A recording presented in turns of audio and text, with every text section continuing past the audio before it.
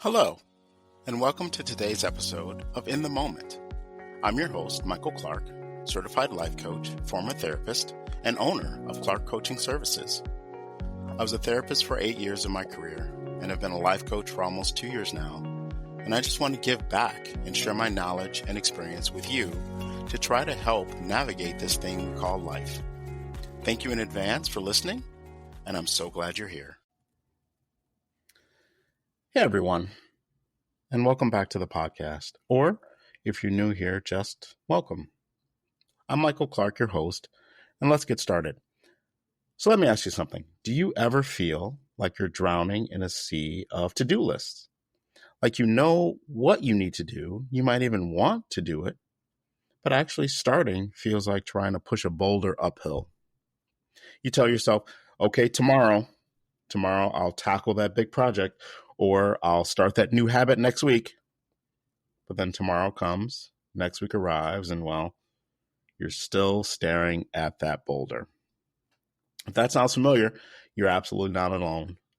This episode is about tackling that sneaky beast we call procrastination and learning how to manage our time, not just to get more done, but to actually create a life that feels more balanced and less overwhelming. We're going to talk about why we procrastinate, how to set goals that you'll actually do using a fantastic technique called SMART goals, and dive into some practical time management strategies, including the super important, often overlooked, the need to schedule time for yourself. Because let's be real, burnout is not a badge of honor. My goal today is not to give you a rigid, impossible to follow system. It's to share insights and tools based on my experience as a coach and my own life journey that might be able to help you understand your patterns, make small shifts, and start building momentum. Think of the next few minutes as a conversation, just you and me, figuring out how to reclaim your time and energy. Okay, first things first, procrastination. It gets such a bad rap, right? We label ourselves as lazy or undisciplined, but often procrastination isn't really about laziness at all. It's usually a symptom of something deeper going on. Think about the last time you put something really important off. What was really going on underneath the surface? As I mentioned in one of my blog posts, understanding the root cause is the critical first step. For example, ask these questions. Are you afraid of failing?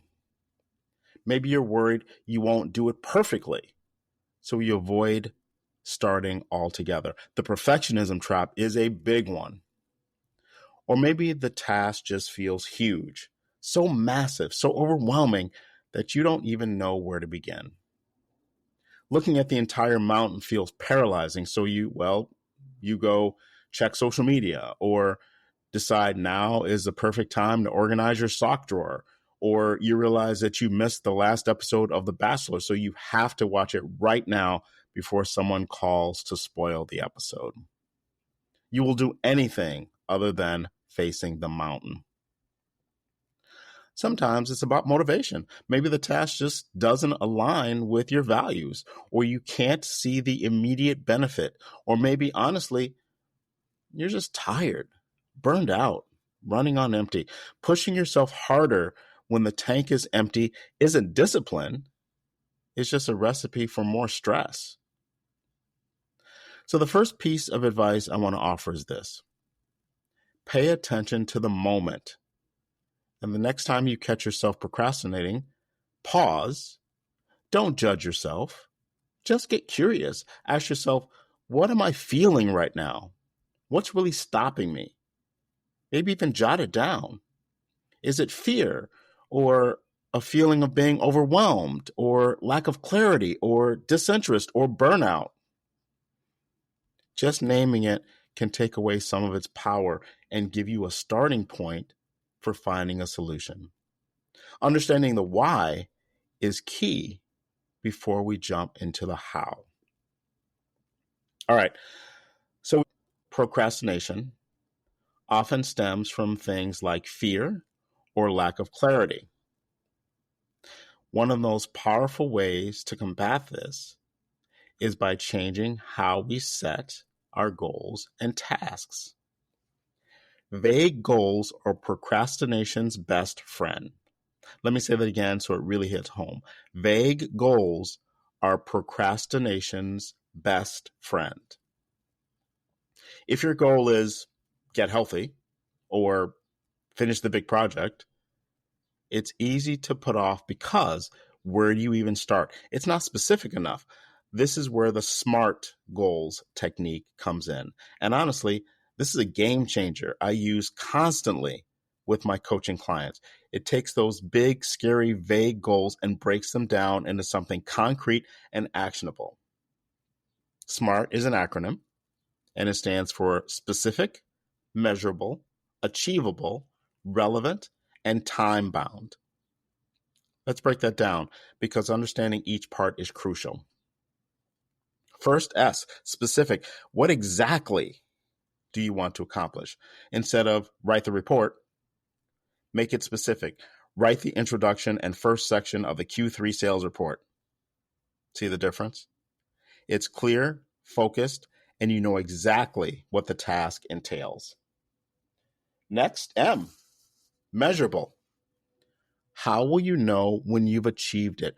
How can you track progress? If your goal is specific, it's usually easier to measure. Using our example from above, write the introduction and first section. You know you're done with that task when those parts are drafted. If it was get healthy, how do you measure that? But if it's walk for 30 minutes, that's measurable. You either did it or you didn't. Tracking progress and checking things off gives you that little dopamine hit and motivates you to keep going. Then comes A, achievable. This is so important for beating procrastination. Is the goal realistic given your current resources, time, and skills? Setting yourself up for failure by aiming too high too soon just feeds the procrastination cycle and becomes a self-fulfilling prophecy. See, I knew I could not do it. Instead of write the entire report today, which might feel overwhelming and unachievable, the SMART goal, write the introduction and first section by lunchtime, feels much more doable. It's about breaking that mountain down into small, manageable steps, or, as I said in my blog, bite-sized tasks. Fourth is R, relevant. Does this goal actually matter to you? Does it align with your bigger objectives or values? If a task feels pointless or disconnected from what you truly care about, your motivation to do it will plummet, making procrastination almost inevitable. Ensure the specific goal you're setting contributes to a larger picture that's meaningful to you. For my example earlier, why are you writing that report section? Because it contributes to finishing the project, which is important for your job or business. Connecting to the why fuels motivation. And finally, T, time bound. When will you achieve this goal? Give yourself a deadline, not just someday, but a specific date or time. For example, write the introduction and first section of the Q3 sales report by 12 p.m. tomorrow. This creates a sense of urgency, the good kind, and prevents the task from drifting indefinitely. It forces you to schedule it and treat it like a real commitment. Now, don't think, even if you've reached this point, that procrastination can't rear its ugly head. The T, time-bound step, has an additional task. Say you have a goal to reach something in 60 days. For example, Lose 10 pounds in 60 days. Don't wait until day 59 to hop on that scale. You should be doing regular check-ins to look at your progress, to see how things are going regarding your goal. I'm not saying get on the scale every day, but at least once a week or every 10 days just to see how close you are to reaching your goal, or if you need to adjust or make changes to your routine in order to set yourself up for success. Life will get in the way of your progress, but try not to let it get you down and try to stay focused.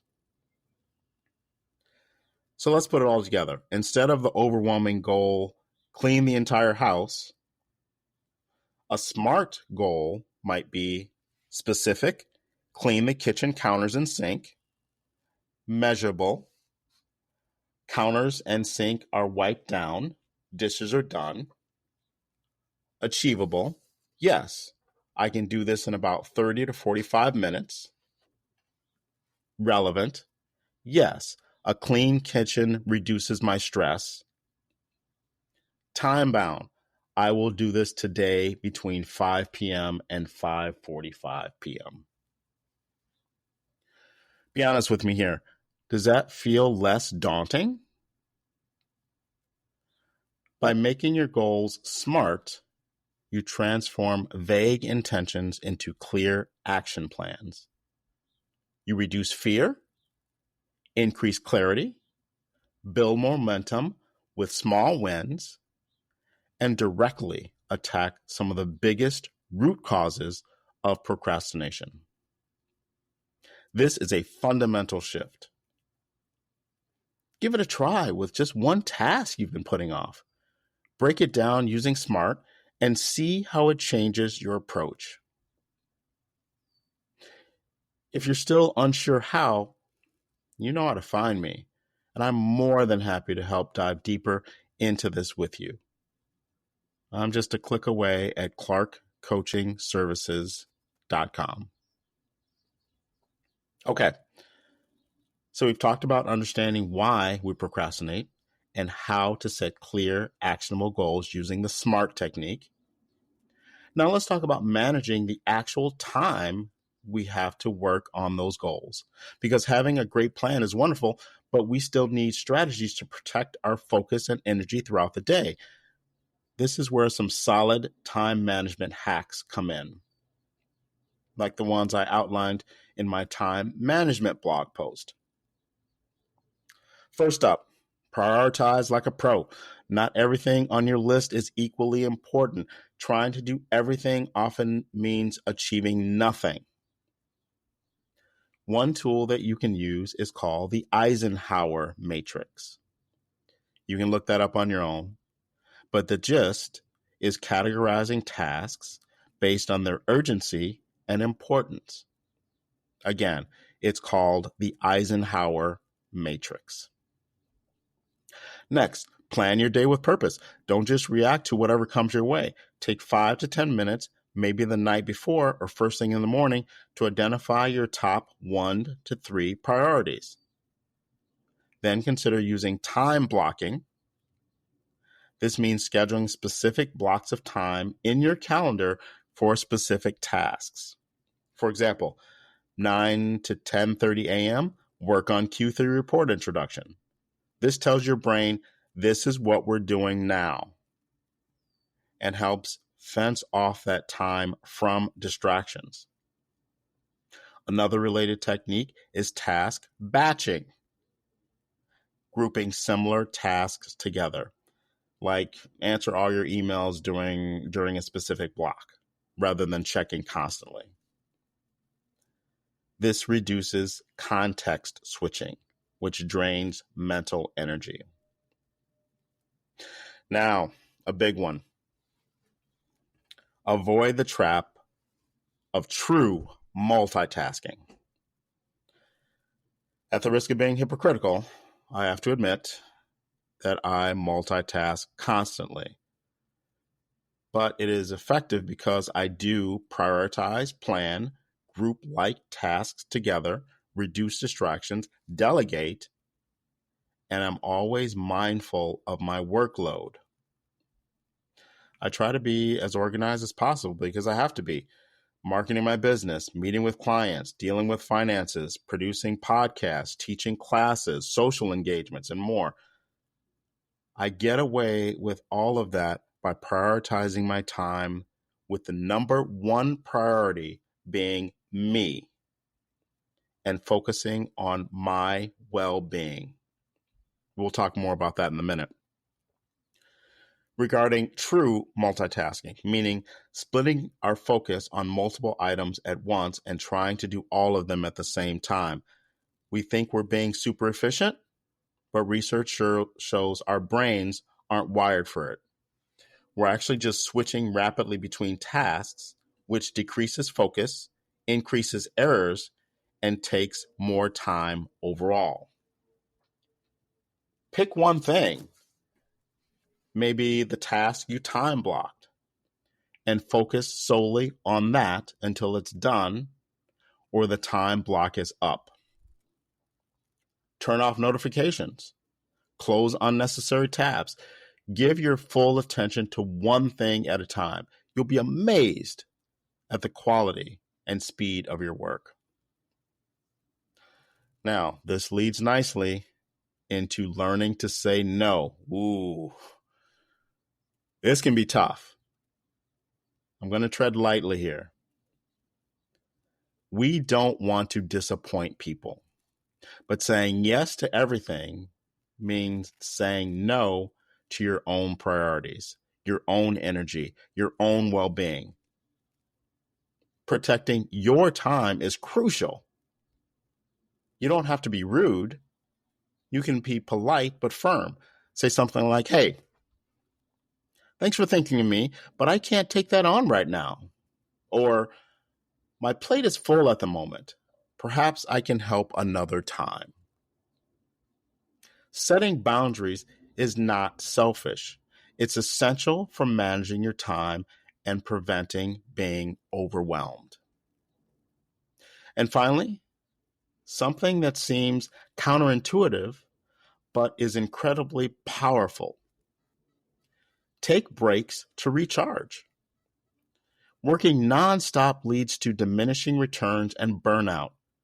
Your brain needs breaks.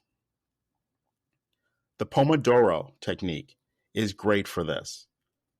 Again, this is something you can look up. It's spelled Pomodoro.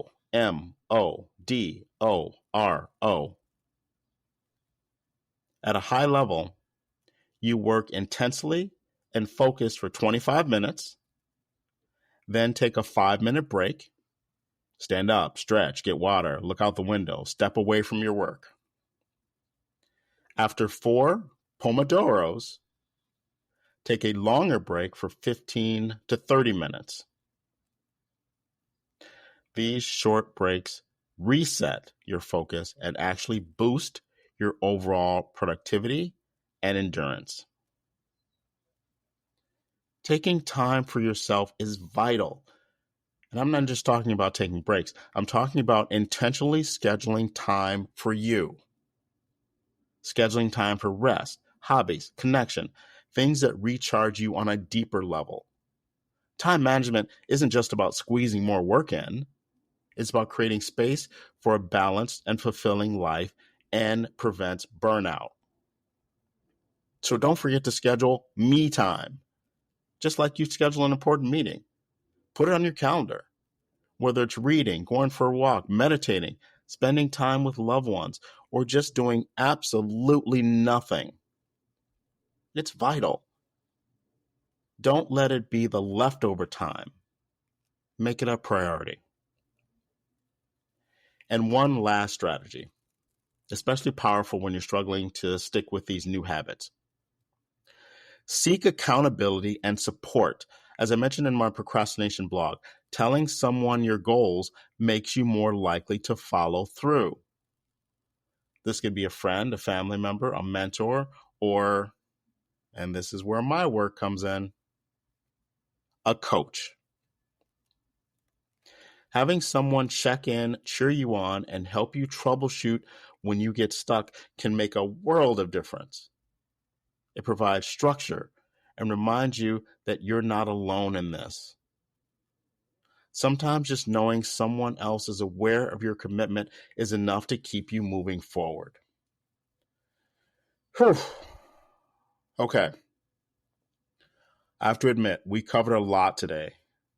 This is probably one of my longest podcasts so far, but it is also one of the most important ones because we don't take enough time to let ourselves just live. Look, overcoming procrastination and mastering time management isn't an overnight fix. It's a practice, and it takes practice.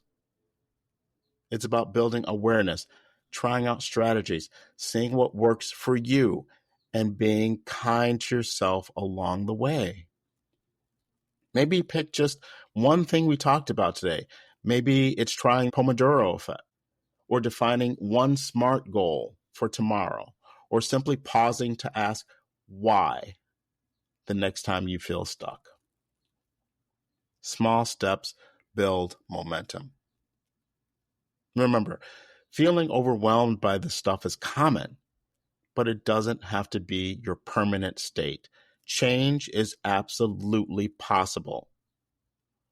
What is learned can be unlearned. If you're feeling stuck and think having dedicated support and personalized strategies could help you break through, that's exactly what I do as a life coach. Feel free to check out my website, clarkcoachingservices.com, if you'd like to explore working together. Thank you so much for spending this time with me. I hope you found this conversation helpful and empowering. You can take control of your time and start achieving those goals that matter to you. You've got this. Be kind to yourself and go make space for what matters, namely you.